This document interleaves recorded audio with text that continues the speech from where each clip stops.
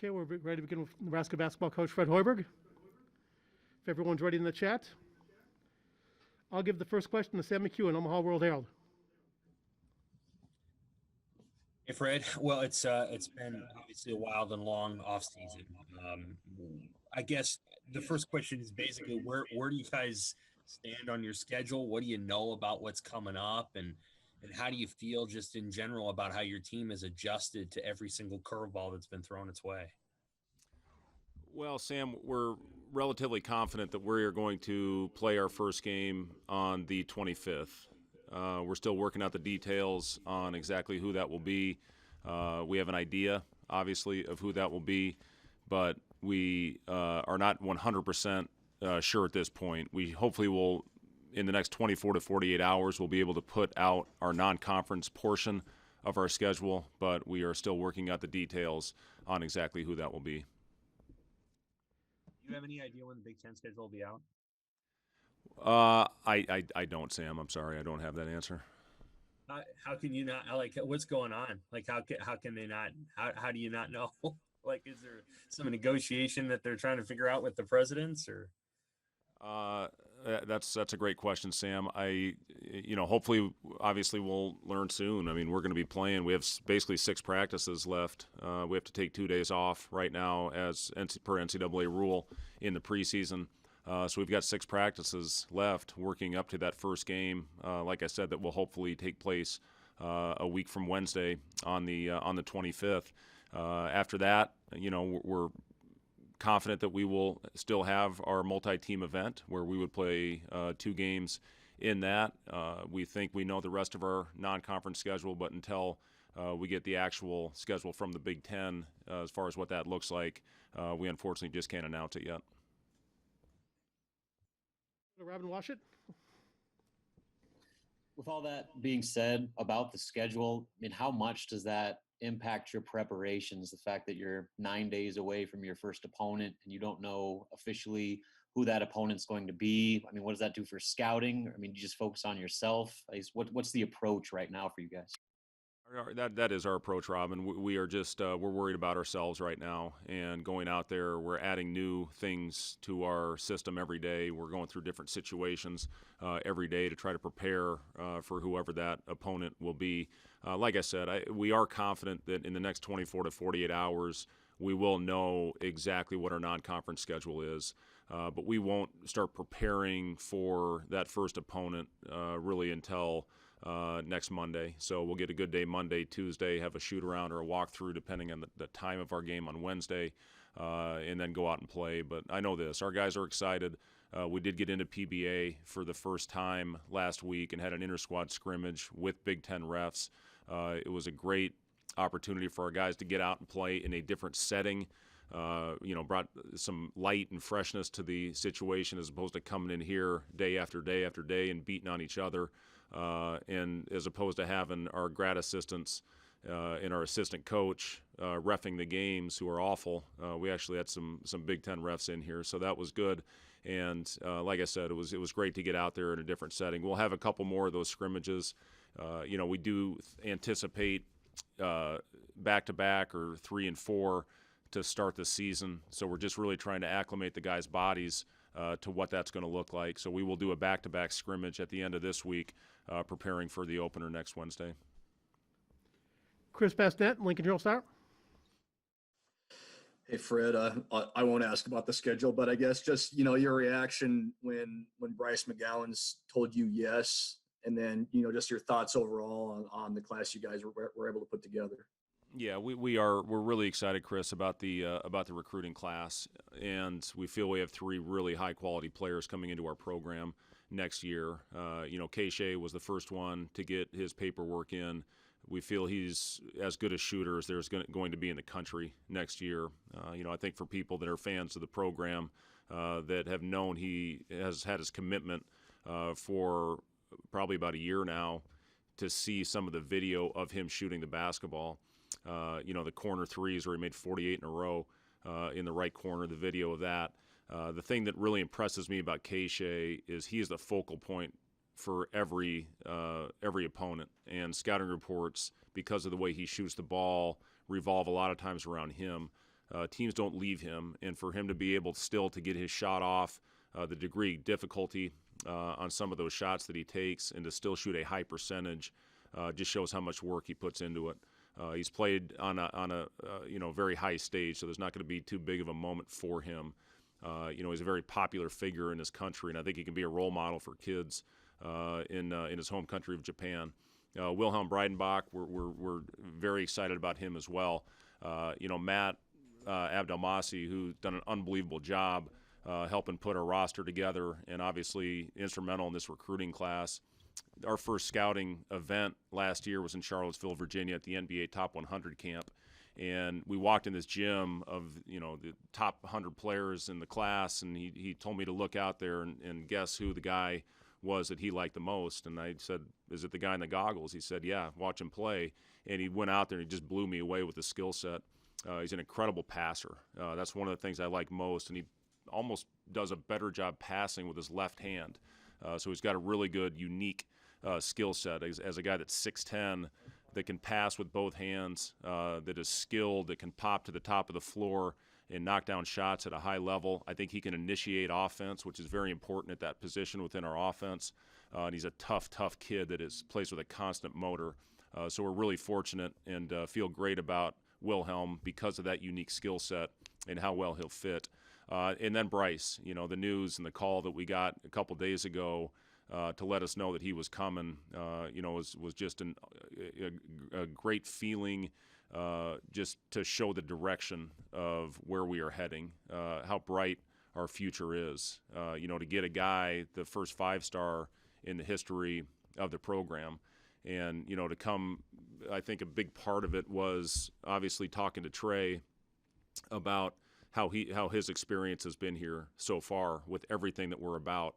Not just the product on the floor, but our strength and conditioning staff, how great of a job they do, our sports scientist who monitors all of our workloads, our nutrition staff that's here for our guys, all hours of the day.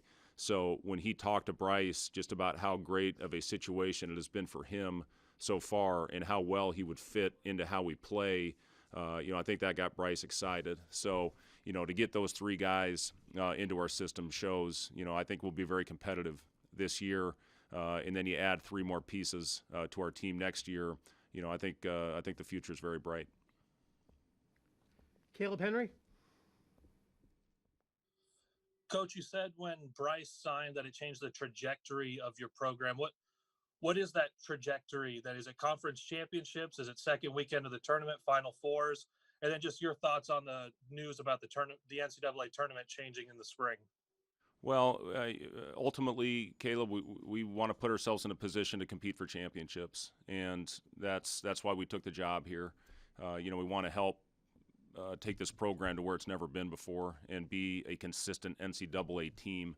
When you get in there, you have chances to compete for championships. It's, I guess, a little bit similar at Iowa State when we took over in year 2, took a huge jump, got into the tournament, won a game, won 2 Big 12 tournament championships in that stretch, and went to 4 consecutive NCAA tournaments.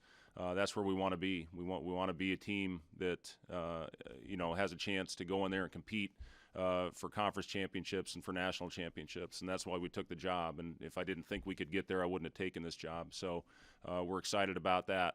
As far as the NCAA tournament, honestly, I heard that when I was walking down the steps to come into this room today, so I really haven't digested it. It probably makes sense, to form some type of bubble to, hopefully get the not only the season in, but obviously the tournament as well. Kevin Suits? Coach, I was curious how the players are handling this right now. You're a week away from starting the season. So on one hand, there's a lot of excitement, the fact that it's about to start, but on the other hand, there still is kind of a lack of information from the Big Ten NCAA, and there's probably some worry and fear in their eyes. How do you see them, navigating some of the emotions they may be having right now? Yeah, Kevin, I think the biggest thing that we have talked to our players about is all we can do is worry about the things that we can control, and that's coming in the gym and working hard every day, doing the right things to try to do everything we can to where COVID doesn't go through our team. We've still only had the 2 positive cases, so our guys have done a great job with that, And now that we're approaching the season and the rule of having to sit out an extended period, if we do have it, our guys have bought into it. But that's all we can worry about right now is going out there and practicing hard, preparing as if we were going to play a full season. Kevin Knight? Yeah, I know, Coach Hoiberg, I won't ask you about the Big Ten schedule, obviously, again, but some of the smaller leagues and obviously with the NCAA news today, there's talk of different sites hosting more than one game at a time. Are you able to at least confirm whether or not the Big Ten has even brought that up in a discussion, whether or not it's actually in place or not? I'm not asking, but has it been discussed at least? We have not had that discussion. Like I said, today was the first that I'd heard of that, and that was just when I was on my way down to the room right now. But, again, as I just mentioned, I think the biggest thing for us is just to go out and prepare as if we're going to play a full season. And, like I said, hopefully get through it and get to an NCAA tournament. I think it's very important that happens. Michael Brunst?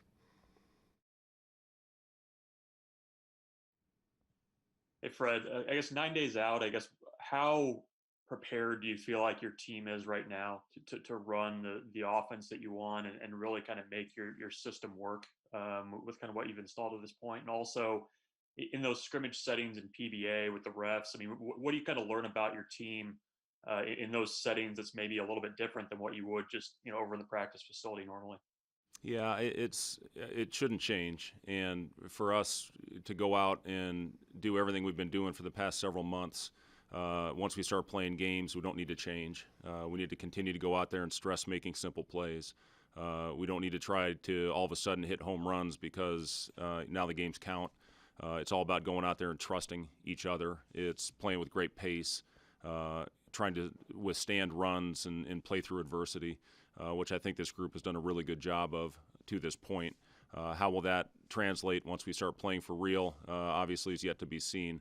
But for us, we've had a lot of time to get to this moment of starting to play games, and we're excited for that opportunity. And hopefully we do go out and continue to trust each other the way we have. We built great chemistry.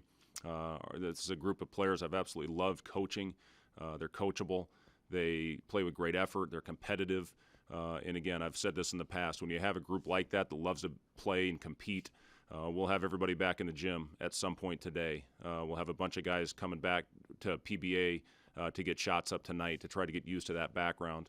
But we really do have a group that loves to be in the gym, and when you have that, you have a chance. John Niatawa? Yeah, Fred, how much thought have you given, if any, to the potential that you'll have a quarantine or that games are going to get canceled, that there's just going to be disruption and it might throw off the normal routine?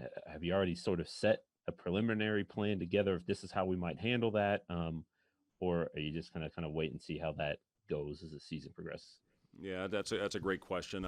We are prepared. Hopefully it doesn't get to that, but in today's climate where things are going and obviously the numbers where they're trending, you have to have a plan if something does happen. We do have that. We feel great about our medical staff. They've done a really good job of educating us and educating our team. We are doing the daily testing.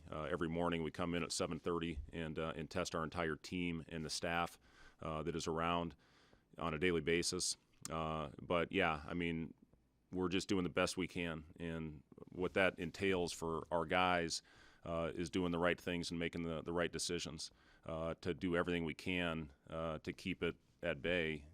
Obviously what we saw last week, I've got a son that plays at Michigan State.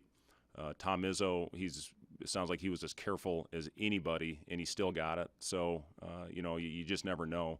To answer your original question, as far as having a plan, we do, but hopefully we don't have to execute it. But, again, it's about the safety, and we understand that. This is about the safety of our athletes, student athletes, the safety of the kids, the safety of the staff, and we're trying to do everything we can, to get things in the right direction. Can you, Sam McEwen? Hey, Fred, who stood out to you in the scrimmage you guys had last week? And specifically, I want to ask how Teddy Allen played. Well, Teddy had 29 in our scrimmage, and he was terrific. And again, our guys I thought it didn't press the issue. It wasn't like he went out there and came down and just fired up shots the entire scrimmage. I thought guys moved the ball really well. He was the benefactor of a lot of that good ball movement. Shot the ball extremely well.